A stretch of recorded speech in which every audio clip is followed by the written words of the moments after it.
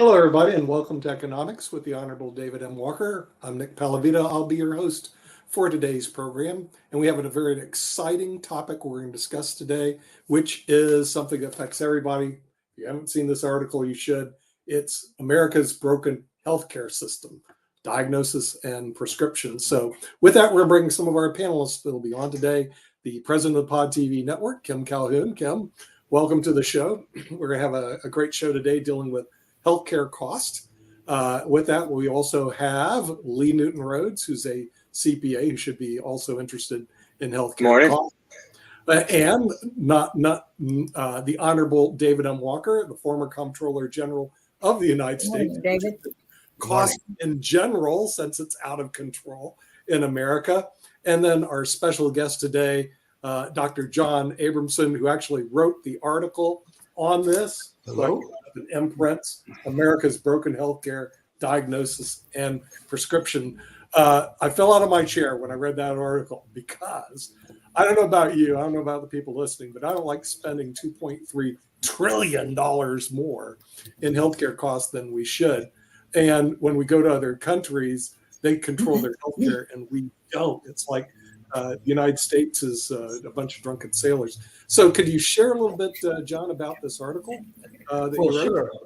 You described half of it very well. We're spending $12,900 per year per person in the United States. In the 11 other wealthy countries, they're spending about $6,000. And when you multiply that difference times 334 million Americans, that comes out to spending in excess $2.3 trillion. But that's not the big problem. The big problem is that the life expectancy of Americans has now fallen to 6.3 years less than the average of those countries that we're spending $2.3 trillion a year more than. So we're ruining our country economically, and health-wise, we're barely a first world country. Okay. David M. Walker, I know that you talk a lot about the national debt and the trillions that we're in debt, but what about this healthcare issue? It seems like healthcare is out of control also as well. What's your thoughts on that? Well, first, I think it's important to understand what my background is to be able to talk about this. You're right. I was Comptroller General of the United States, which is Chief Accountability Officer and Auditor General of the United States. And we did work on everything the federal government was doing or thinking about doing in the world, anywhere in the world, including healthcare. But I also was a trustee of Social Security and Medicare. I also was Assistant Secretary of Labor for pensions and healthcare. I also ran a human capital strategy practice for Arthur Andersen globally, which included healthcare. And so, I come to this from a variety of perspectives. I think the bottom line is, we spend a lot more than other industrialized nations on healthcare, and we get below average results. And other than interest, the fastest growing expense for the federal government is healthcare. And ultimately, we need to engage in a comprehensive reassessment of our healthcare system and appropriate division of responsibilities, how payments ought to be made, who ought to be making those payments, et cetera. And I'm happy to go into, if you want, the kind of feedback that I got from representative groups of voters when I did the 10 million a minute tour in 2012 about what type of reforms do we need to make to our healthcare system in order to reduce cost and improve outcomes, because that's really what it comes down to. And if you don't reform the healthcare system, you're not going to solve the financial challenge that the U.S. faces. And by the way, it's not just the government, not just the federal government. It's state and local government, it's employers, and it's individuals to the extent that they can't find affordable care. All you got to keep in mind, we now have the Affordable Care Act, and there are pluses and minuses with the Affordable Care Act. But those are my preliminary thoughts. Mm-hmm. Yeah. And John, you also wrote a book on this area. I think we have it right here, Sickening, which is available on Amazon.com, How Big Pharma Broke the Healthcare System. Can you tell us a little bit about this? Because it seems to me that Big Pharma controls the media. Because if you go to look at any news channel today, the next commercial you're going to get is going to be on a drug. And go talk to your doctor about this drug. Go talk to your doctor about that drug. Well, if they control the media, then they're controlling the conversation when it relates to healthcare in the United States. So what is your thoughts on this particular area in this book? Nick, that's exactly right. I wrote a book. I was a family doc for 20 years. And when Vioxx went off the rails in 2002, an anti-inflammatory drug that eventually killed about 50,000 Americans without being a more effective drug, I decided to leave practice and write about what the FDA knew about this, what the New England Journal should have known about this, and how the New England Journal was propagating the wrong information. The book was published. A week later, Vioxx got pulled from the market. It wasn't a direct result of my efforts, but I was the guy who wrote the last book, and I was on the Today Show twice and made maybe 80 national TV appearances. Sickening is an update of what I wrote in 2004, based on 10 years I spent as an expert in litigation and consulting with the FBI and the Department of Justice. And I know a whole lot more about this problem now than I did in 2004. And Sickening has gotten virtually zero coverage from the conventional media. And I've heard, I don't know it's true. Okay, I'm sorry. Go ahead, David. No. Finish your thought, John. I just wanted to comment on something when you're done. Go ahead. Okay. So I've heard that there's an unwritten rule in TV, in commercial TV, that there's not a pharma critic to be on any segment that's bordered by a drug ad, which leaves no segments that are unbordered by drug ads. So this book tells the story of what's wrong with American healthcare, and I want to get into the problem underneath the surface as the discussion goes on. But the real problem is that the American people don't know about this because it's not in the commercial media's interest to bring them this information. Well, Nick, one of the things that a significant majority of the American people supported as part of that tour that I talked about as one of many elements in a comprehensive healthcare solution was that the United States should not allow advertising of prescription drugs. Most industrialized nations do not allow it, in part because it fuels consumption. And that's not something we need to be doing right now. And John talks about, how it's also caused other challenges because since I think the drug companies are the number one advertisers on television, so obviously the media doesn't want to have a ban on advertising of prescription drugs. But the other challenge that you have is you can't get certain messages out because of the effective veto by the prescription drug industry. I will also note that one of the things that the supermajority of Americans supported as another element of care reform was to allow the federal government to be able to engage in competitive bidding for prescription drugs. There's only one federal agency at the time that was allowed to do that, and that was the Veterans Administration. And as part of the Inflation Reduction Act, which is probably the most false advertising name in the history of legislation, there was a component in it that dealt with the ability to allow Medicare to be able to engage in more negotiation of prescription drug prices. The problem is it's several years from now, and it's only a subset of the drugs. Okay, so I look forward to having some more conversation about this. At the end, I mean, at some point before I get to my hard stop at 11:30, I'd like to kind of give you a framework of what the public said that they would support, and then we can have a discussion about it, and then you can continue the discussion on that and anything else you want to in the last half hour. Okay, Lee, you had a comment? Yeah, just quick, John, you made a comment about the life expectancy dropping in the United States. Am I correct? Correct. Isn't that a positive thing in terms of healthcare costs coming down? No, it's not working so well. We need a new strategy. Why are bodies coming down but our costs going up? Because the core reason is that commercial interests now control the air quotes knowledge that doctors get about how to practice medicine. They're funding most of the research. 96% of health research in the United States is about drugs and devices, but only about 20% of our health is accounted for by medical interventions. So what's happening is the drug companies are controlling the knowledge that doctors believe about how to practice.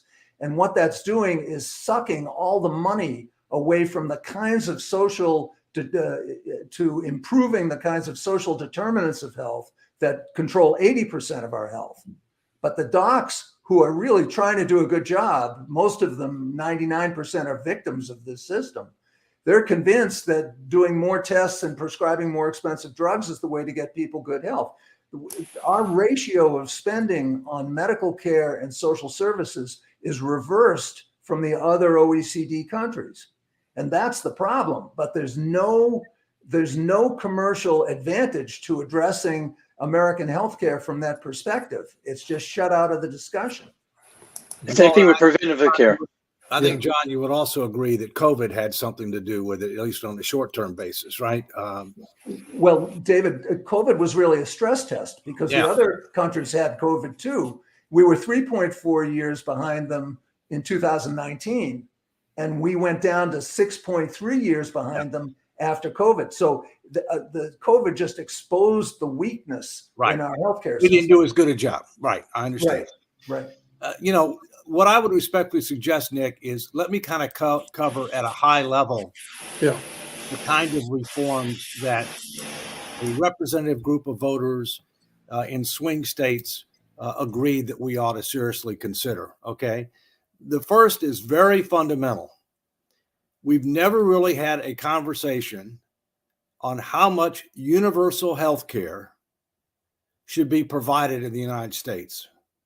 I didn't say if, I said how much. Right now, what we have is we have Medicare, which covers seniors 65 and over. We also have Medicaid, which covers the poor. We also have employer-provided arrangements, and we have the Affordable Care Act, which didn't exist before 2010, which gives an option for people to be able to buy healthcare at group rates, and depending upon what your income is, you get different levels of subsidies. But I might note that those subsidies go up to people making six figures in income.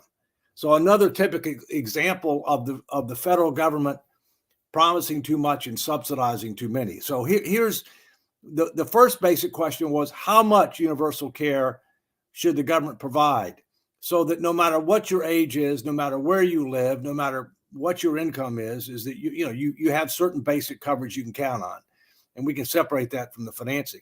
And the answer was preventative and wellness and catastrophic. That everybody has a need for preventative and wellness. You want as big a pool as you can get for that, because employers don't have as much incentive for that because of workforce turnover, things of that nature. That's a societal issue. And then everybody wants unlimited health care as long as somebody else will pay for it. But ultimately, what they really need is they need protection against, serious illnesses that could wipe them out financially. Because as we all know, the number one cause of bankruptcy in the United States is healthcare. That's the number one cause of bankruptcy. So that's one thing. Okay. And, obviously catastrophic would vary based upon the level of income that you have and things of that nature. But this would be single pool, publicly financed, delivered through the private sector. The other thing that they talked about was we need to change our payment practices. We're paying, as John, I think, alluded to, we're paying for activities. Okay. And the more you do, the more you get paid, unless you mess up. Right. And then also an issue on that is, what about malpractice reform? We also need malpractice reform because, there needs to be some type of safe harbor as long as physicians, follow standards of practice determined by physicians, not determined by the government.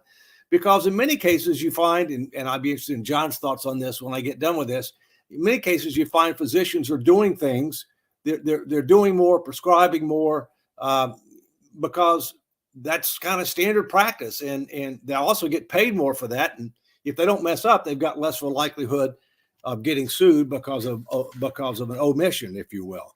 So we need more evidence-based payment practices. Other countries such as Germany have done that. We need to phase out the tax exclusion for employer-provided and paid health care. The number one tax preference in the Internal Revenue Code is the fact that individuals don't pay income taxes or payroll taxes on employer-provided and paid health care, no matter how lucrative the plan is. It's hundreds of billions a year.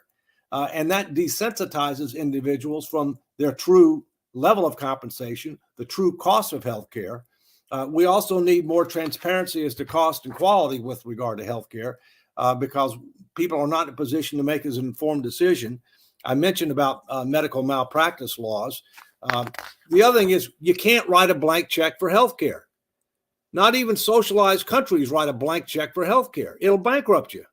You have to have a limit as to how much you're willing to allocate. Other ideas that came out, including with regard to Medicaid, is to be able to have more income-based premium subsidies for Medicare and Medicaid, and to fund Medicaid through block grants, where basically you're establishing a minimum coverage level. If states want to do more than that, that's fine, but they're going to pay for it.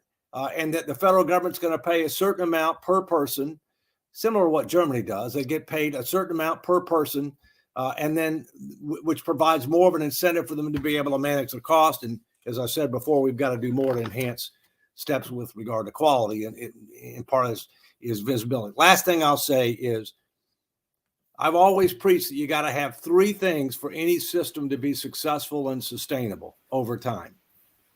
Properly designed incentives that encourage people to do the right thing and discourage them from doing the wrong thing. Adequate transparency, in this case, as to cost and quality, to provide reasonable assurance they will. And appropriate accountability if they don't, with rewards for people who do. So it's both sides. Incentives, transparency, accountability. Healthcare, 0 for 3. Strikeout. Can I interrupt here for a second? I think we have a good health care program and people and doctors, but we have a pathetic payment program and reimbursement program for the doctors. The insurance doesn't really pay the doctors. They have to fight. They had to hire admin to cover and get the payments in, and more admin. I will predict in 10 years or less, we won't have any good doctors left in this country.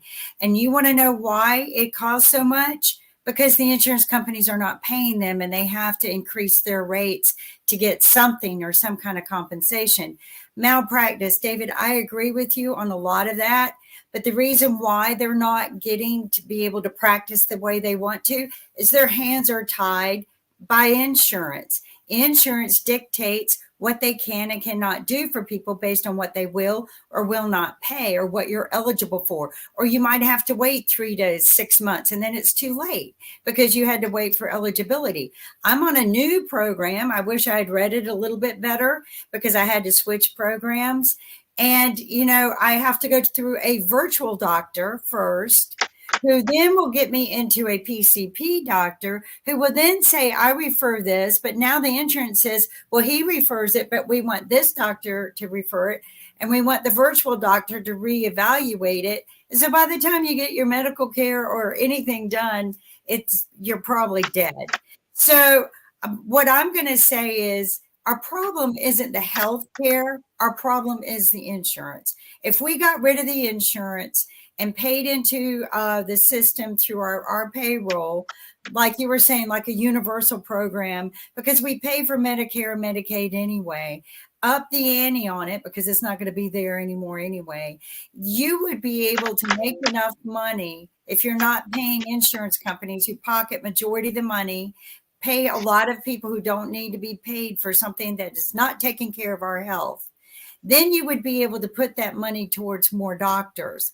Now, the other problem our doctors have, their student debt is too high. I know so many doctors. I talk to them all the time, and they're so overwhelmed by student debt. They can't think about practicing medication. They can't think about what's in the best interest of the people because they can't take care of their own families or even buy a freaking house because their student debt is overwhelming. And you know what? I do not want to hear one more word from anyone about what they went out and partied with the money, because a lot of the doctors I know and kids that I watch grow up to become doctors who wanted to become doctors, they didn't go out and party. They worked very hard. So our problem does exist, but we Hang on. can't afford I'm it just Googling because of something. insurance companies. If you do away with insurance companies, get an automatic pay system like a blockchain program going in where money goes in and the doctors can collect and really get money, then I think that we would have less going out for prescriptions that were unnecessarily needed. I think doctors are just so overwhelmed with having to get through whatever the insurance will approve that it's easier to write a prescription than it is to just really treat, because they can't. Most of the time I get that, well, your insurance won't cover that. I'm going through something right now. Two of my doctors referred me, and the insurance company has a doctor, virtual care doctor. He goes, no, I don't refer that kind of stuff.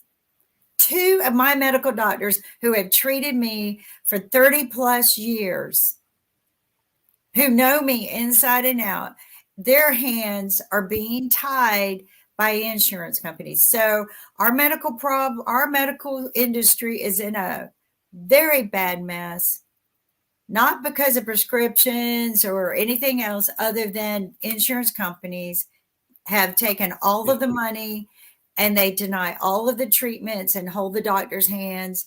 You want to hold them accountable for prescribing or doing this? No, hold the insurance companies. John, And why don't get you rid jump of in? it. Because Get I've rid of got less than 5 minutes left. So Okay. Kim, Sorry. for the record, you look really good. So Oh, thanks. you're muted, John. Uh, You're still muted. You're still muted. There you go. Okay, am I here? You're there. You got me. Kim, I agree with you that insurance is a real problem, but there's a problem. We don't have much time, and I want to talk about a critical aspect of this that is below the surface of the water, and people who don't spend their lives looking at the data, the real data from clinical trials, don't understand the extent to which the knowledge that doctors believe is only knowledge that's manufactured, mostly knowledge that's manufactured by the commercial interests. So when an article is peer reviewed, we talk about evidence-based medicine, and an article is published in the New England Journal, and the peer reviewers peer reviewed it so the doctors can read the bottom line in the abstract and trust that it's true. The peer reviewers don't get the data. Peer reviewers don't get to look at the data from the articles. And the articles are mostly commercially funded and written with the participation, if not outright ghostwriting, by the commercial companies. So the doctors are getting the drug company's version of knowledge. They're not getting to see independently reanalyzed data. And that's just, you can't do science like that. It's nonsensical. It's not science without transparent analysis. And then David was talking about paying doctors to follow the guidelines, the community standards. The people who write the guidelines, they too don't get the actual data from the clinical trials. They just get the published trials. So they have to rely, it's like an echo chamber. So what's called evidence-based medicine, and what every medical student is just beaten until they accept it uncritically, that evidence-based medicine is the path to being a good doctor, forces them to rely on the drug industry's version of the best healthcare. And this situation, it's crazy. Doctors are charged with being learned intermediaries. Their patients trust them to be learned intermediaries who can take the best of medical science and put it to the service of each individual patient. What patients don't know, and critically what doctors don't know, is that they're in the position of the slaves in Plato's cave where the slaves had a fire, were chained in a cave and had a fire behind them. And they were looking at the shadows on the wall, the cave wall, and they thought that was reality. And doctors are trained to believe that they're seeing real science when they're seeing commercially motivated science. And this situation just has to be outed. The journals make money by not requiring that peer reviewers have access to data. And the journals, a major part of their income comes from selling reprints of the articles they publish to the drug companies, so the drug company salespeople can hand it out. And the docs believe that the journal articles are true. And the docs and guidelines are admissible in court in these malpractice cases. And I agree there needs to be malpractice reform. But the guidelines that are admissible in court as evidence of good or bad practice are essentially the drug companies, a compendium of the drug companies' version of their clinical trials without any independent analysis of the data. So we've got a hidden problem that's underneath all of this. And David, when we talk about how to straighten out the healthcare system and that we can provide universal services like catastrophic health insurance and preventive healthcare, yes, but if we don't straighten out the knowledge problem and ensure that doctors are getting independently analyzed scientific reports, we can't begin to fix this problem. Well, I would agree with that. And I need to get going. I apologize. I had to jump out for a minute, something I had to deal with. But I look forward to y'all continuing the discussion. Let me just mention, I get a lot of these challenging assignments. One of the assignments I forgot to mention about healthcare was I was co-chair of the Institute of Medicine's End of Life Committee. Now, that was a fun assignment, but there are a lot of critical issues because we do have an aging society and up recently longer lifespans.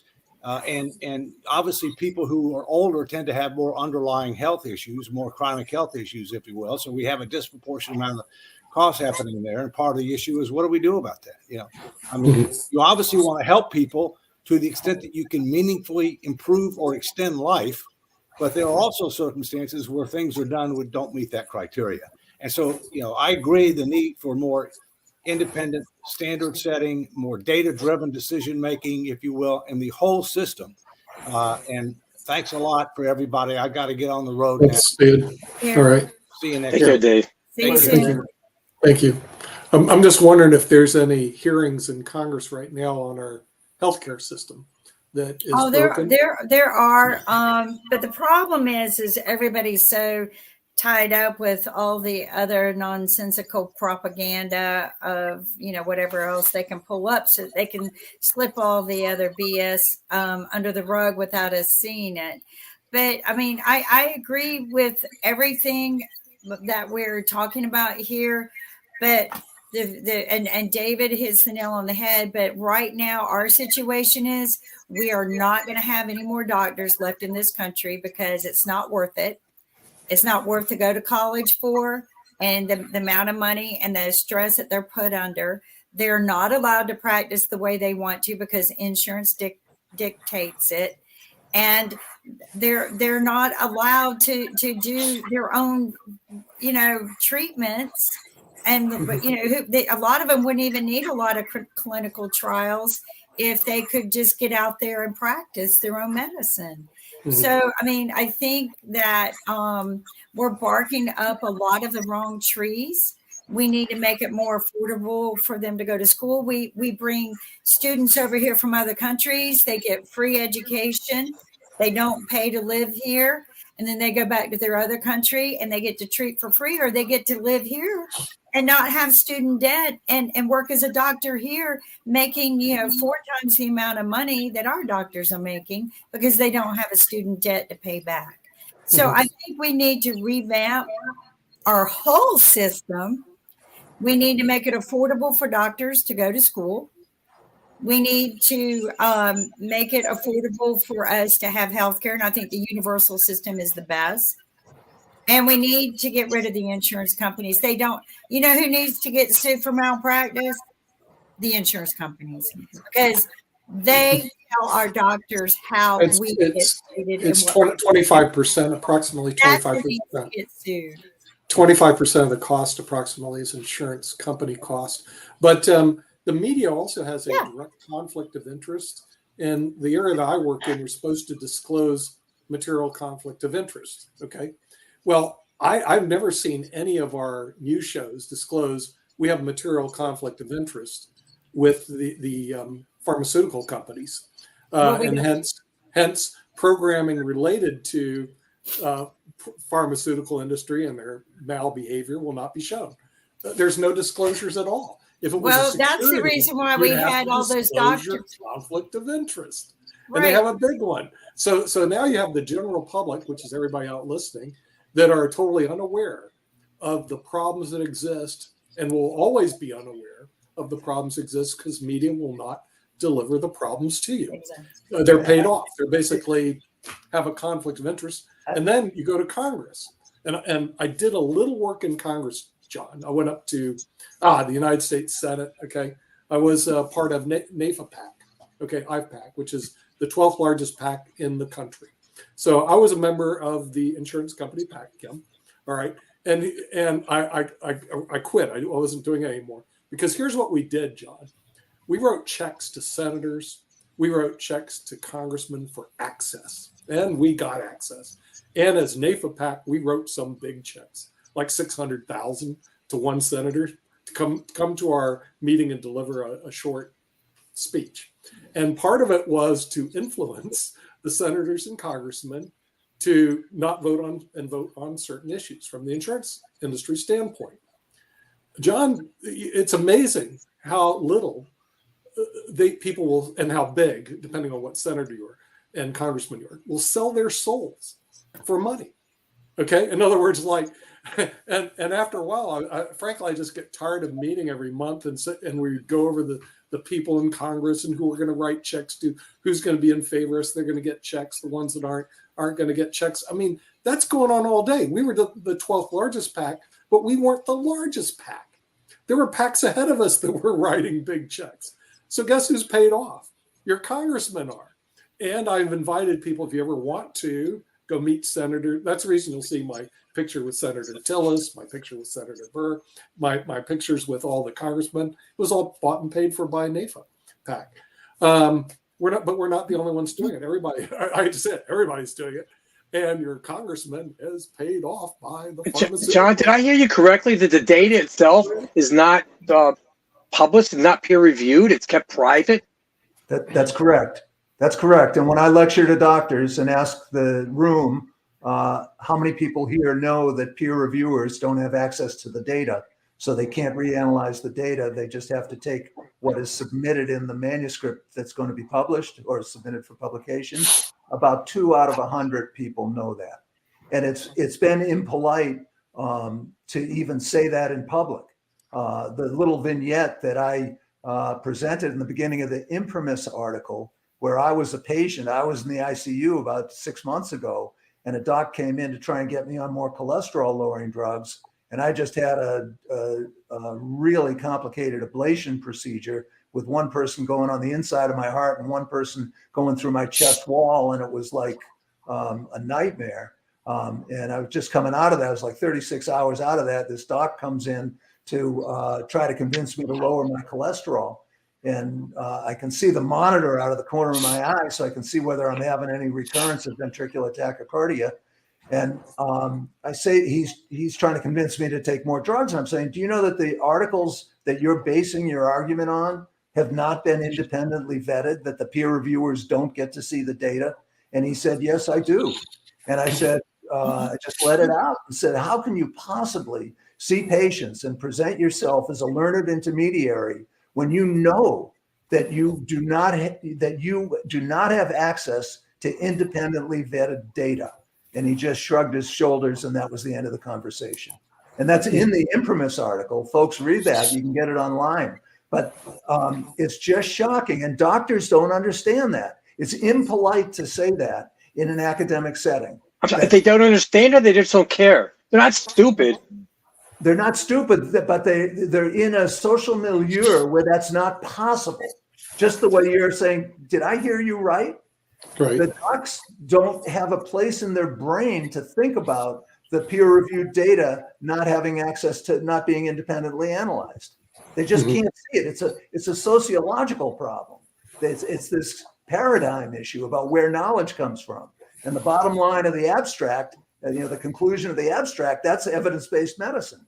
And for them to contemplate that the peer reviewers and the guideline writers don't have access to the data, it undermines their entire their bully pulpit that they've worked so hard to achieve. It just undermines that completely. We have to start over again. And we do. We're not going to straighten this out. Doctors, insurers, nobody can practice good medicine. We talk about transparency in pricing, there's no transparency in scientific data. And scientific data that's not transparent isn't scientific data. Is it not worthless then? Pretty much, I think.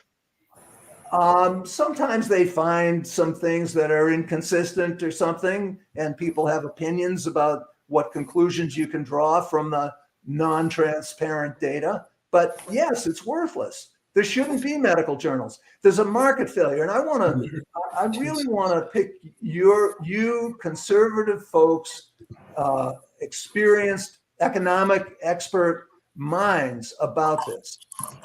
The journals are making money by not demanding peer review of articles. They're selling reprints of their articles. They're selling advertisements. They're maintaining their impact factor by being attractive to big clinical trials. This is a market failure. It's a straight market failure. The journals are making money. The drug companies are making money, and the American people are getting hurt. What can we do? Well, the thing is, you can have an independent group of people, but that are true peer reviewers. See, the problem I've seen when I wrote. No, Nick, that doesn't work because they can't get the data. Well, the thing is, you have to allow them access to data. Yeah. When I wrote articles as a professor at Northeastern University for the Journal of Accountancy, they brought in a peer review group. But I can tell you, peer review is limited because sometimes their knowledge, the peer review person's knowledge is limited as what they're reviewing, and they're relying very heavily on the person who wrote the article to do all the heavy lifting. And they don't have a lot of incentives because a lot of them are volunteers that do the peer review to begin with. In other words, a lot of them are professors at other universities. Yeah. So the system is not designed to actually do a great peer review. I've stated in the affirmative, the system is designed not to do a great peer review. But in terms of medicine, there is an easy way out of this, because when a drug company does a clinical trial that has any potential to have regulatory impact, they prepare what's called a clinical study report. They take their patient experience forms and that have been put in electronic data sets, and they tabulate those electronic data sets into these clinical study reports that are up to 3,000 pages long. And in litigation, the first thing I would ask for is the clinical study report. When they're searchable, you can go through them pretty quickly, and you can find about 90% of the problems that have been lost in the lack of transparency and peer review through those clinical study reports. There's no reason in the world for journals not to require clinical study reports be submitted with manuscripts for publication. And somebody who is experienced in this, as I did more litigation, you can get through those 3,000 pages in 10 or 20 hours, and you can pretty much suss out whether what's in the manuscript is supported by the protocol and the statistical analysis plan and the data that they actually had. So there's a solution that's obvious. I asked a journal editor, not a chief editor, but an editor of a major journal who I was at a meeting with, why don't you guys just require the clinical study reports to be submitted with the manuscripts? It would solve about 80 or 90% of the problem. Simple. And he said, before I got to the next step, he said it would be a death spiral for the journal. They would lose their source of income and prestige if they had to publish the truth. Because? I'm sorry? Is that Because Because they wouldn't be, because the big clinical trials would go to journals that don't require transparency, and they would publish their clinical trials there and sell their reprints, buy their reprints from a lesser journal, and the major journals would be all dressed up with nowhere to go. So this is because, I'm sorry, I should have expound. This is because the data does not support what they're saying? Because the data doesn't necessarily support what they're saying. When it really counts, it's only when it really counts that you need the data. And that's when the system breaks down. Thank you. So when we talk about transparency and pricing and all the other kinds of transparency that are needed to straighten out this and make the healthcare market work like a better functioning market, the first transparency we need is scientific transparency. And we all have to be shouting at the top of our lungs, doctors, you've got to wake up. Nobody's going to hand you transparency. You've got to say, you can't do your job today if you don't have access to transparent analyses of data. Yeah. But are we looking at a multiple problems with our healthcare system? Some are very obvious, like drugs advertising on television, insurance companies with a 25% markup, and some of them are things like you're discussing, how the drugs are determined in the United States. Between all of this, we see this $2 trillion problem, do we not? Correct. And it's all market failure. Milton Friedman, I came at all this from the liberal side. I'm now in the middle. I have no partisanship. But Milton Friedman wrote in 1962 in Capitalism and Freedom, there are three legitimate functions of government: maintain law and order, maintain competitive markets, and enforce private contracts. And we're not doing any of those things. If we would just do those things, we'd be halfway home.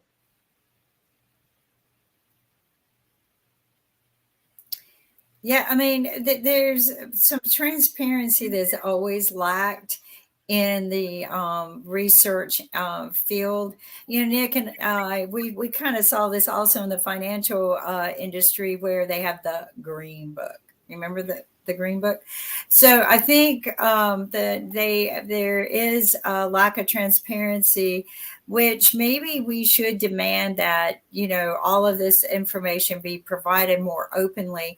Kind of like a particular drug that I was watching being developed over the years for the lungs. And it was supposed to come out about the same time that COVID hit. And they had done the clinical trials for 12 years. 12 years they did clinical trials. It had passed. It was going through FDA approval.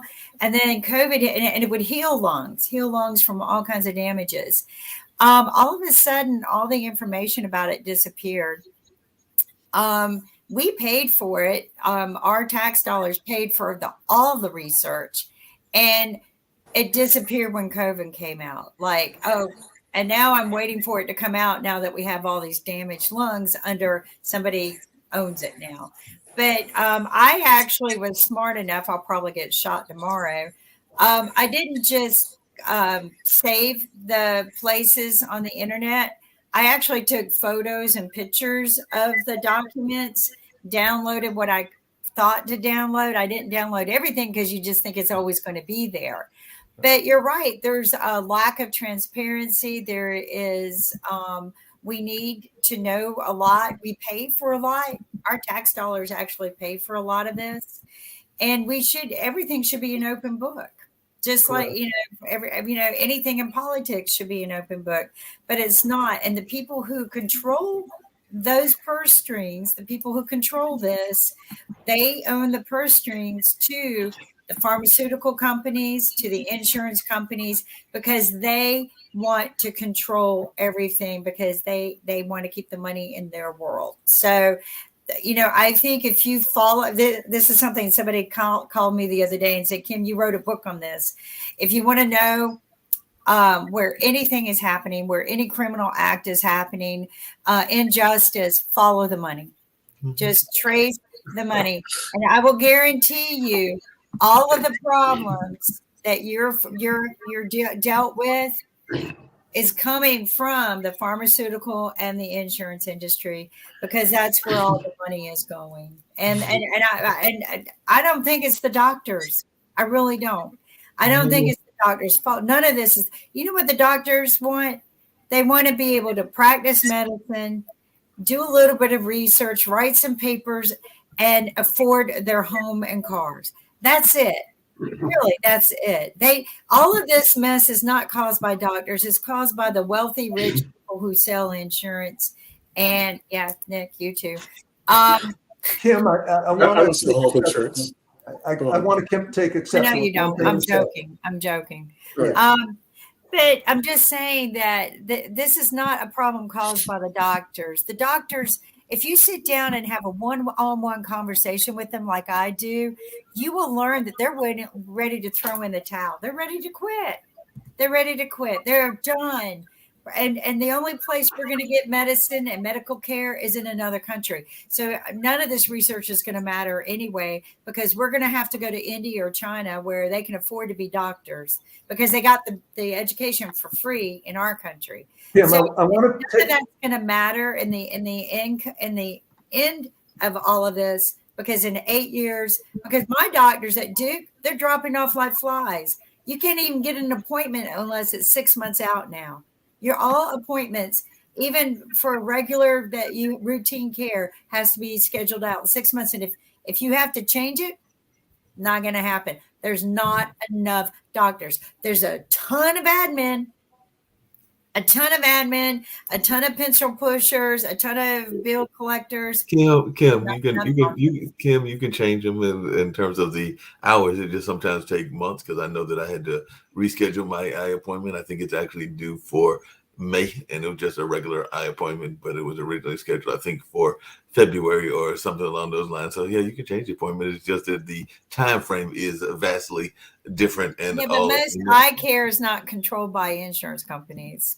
In fact, if you look, unless you're in a company that buys insurance for eye care, and dental care is the same way. Yeah, you can change those appointments because they're not controlled by insurance companies, and they get their money for the most part. I'm not sure about that, because when I got the eye appointment, I want to say that insurance was actually something that they requested. And it was one of those big, eye care chain type deal. No, it was an independent ophthalmologist, right? But I think some of them are at a network, and then they take cash. They'll submit your insurance, but they take cash from you. Right. Yeah, they take cash from and right. most eye care. I mean, some companies and some insurance companies cover it, but like if you go into the Obamacare, majority of that, the only people who get eye care is children. So if you go read all of these documents and read in detail, the only people who get any eye care under the Obamacare are children. I think Medicare, you can get eye care coverage, but it's like one of those Plan A, Plan B. God forbid I even try to read that. They have consultants now. That's how complicated it is to be able to even pay for your medical care. But I agree with you. There's a lack of transparency. It frustrates me. But what frustrates me more is our doctors not being able to, their hands are tied. They're not even able to practice. And most of them can't even pay their bills anymore. So, in 8 years, you're not going to be able to get medical care in the United States. 10. Kim, one thing I'd like to add to your analysis of the situation the doctors are in is they have this enormous amount of debt. I think they average $200,000 in debt. Yeah. And that forces them into the lucrative specialties. And it forces them away from primary care, which would provide care in a timely fashion and would save a whole lot of money in the healthcare system. So I think that student debt is kind of like the malpractice system, where it serves to stabilize a dysfunctional system. No, John, I'm sorry, NYU in Manhattan does not charge anymore tuition for medical students.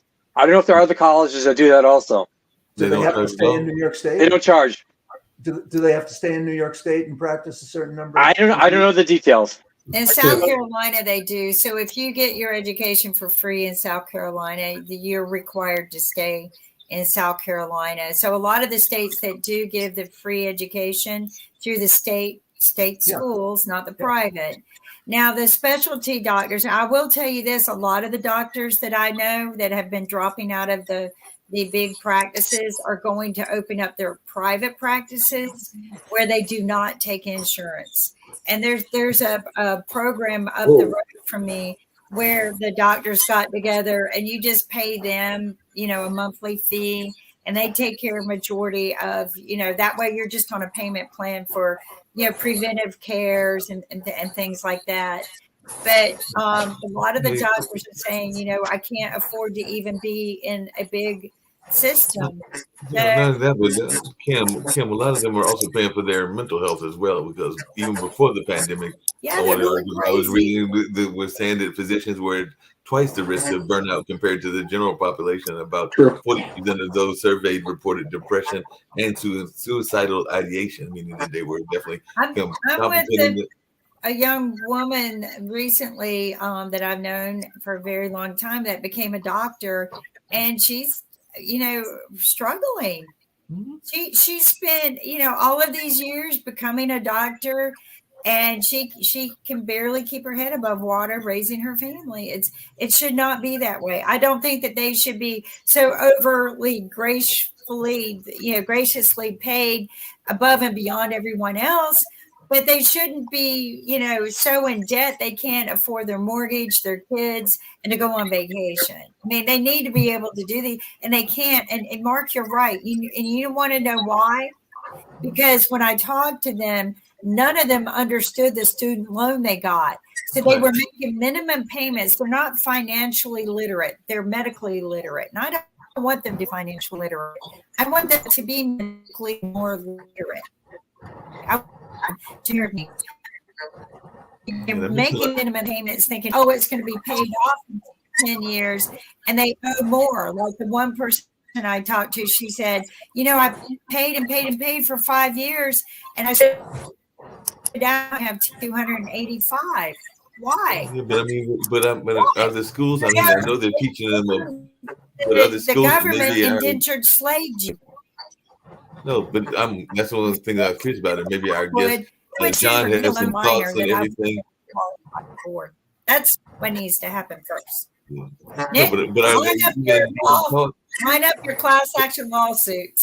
But are they even being taught about regulations and things like that? Because I know a lot of, I'm around the corner from Duke, and I know they're taught a lot around the medicine and everything in that space. And I actually have some friends that work for some pharmaceutical companies, and I don't know that they're taught enough about regulations and requirements even when they're in medical school. I know they're ethics courses, but I don't know if they are learning enough about what they are facing to what John is talking about. And the other thing is, I don't think it's just the insurance companies that are in the battle of the need to tie in the money aspect, because I also think the education system plays a part as well, because I know a number of students that are getting Ritalin, and I just think that they're just hyper kids, and I don't know a kid yet that isn't hyper, but I think that Ritalin is one of those drugs that is given to folks needlessly in some cases. I'm not saying all the time, but in some cases it's needless. So I was just wondering John's thoughts about some of the points that I was picking up.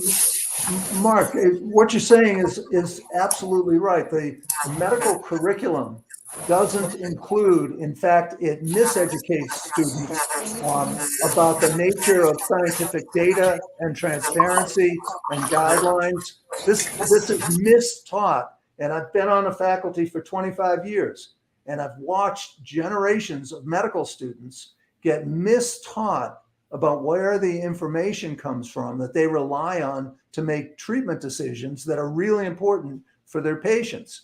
So the problem here is all the things that Kim is saying they're all correct. But the problem is that there's this massive nexus of market failure where the academic medical institutions are making money because they're participating in this private research. They have to, because the drug companies pulled their research out of the academic medical centers and gave it to private research companies. So the academic medical centers need to compete with those private research companies on the pharmaceutical companies' terms. So like half of the half of the contracts for clinical research with academic medical centers by drug companies, half of those contracts say that the drug company has the right to write up the article, and the authors of the article have the right to suggest revisions, but they don't have to accept the revisions. So what the medical students are socialized into is a system that gives the drug companies and other commercial interests, hospitals and insurance companies too, but that gives them the say in how the students are taught that medical practice should be run, whether it's administratively or whether it's scientifically. And we've got a system where we've got too much unregulated market, so that all the players can make money while students are miseducated and forced into the high revenue specialties that are very lucrative for the hospitals and the drug companies. And the people end up with a healthcare system that costs $2.3 trillion too much each year, and we're losing ground in terms of our comparative health to other wealthy nations.